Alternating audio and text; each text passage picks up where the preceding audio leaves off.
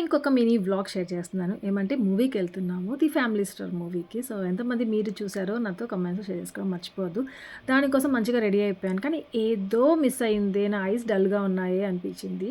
అప్పుడు దానికోసం ఏమంటే గుడ్ వైబ్స్ నుండి ఇంటెన్స్ బ్లాక్ హైడ్రా బోల్ కాజల్, రోజిప్ సీడ్ ఆయిల్ ఉంటుంది. Last up to 24 hours. So, ఇది ఒక్క స్వైప్‌తోనే చాలా డార్క్‌గా వస్తుంది. చాలా బావుంటుంది. ఇంకా లాంగ్ స్టే తెలుసా? నేను ఎలా లాంగ్ స్టే అని చెప్తున్నాను అనేది కూడా మీతో షేర్ చేస్తాను. సో, ఈవినింగ్ వెళ్ళాను.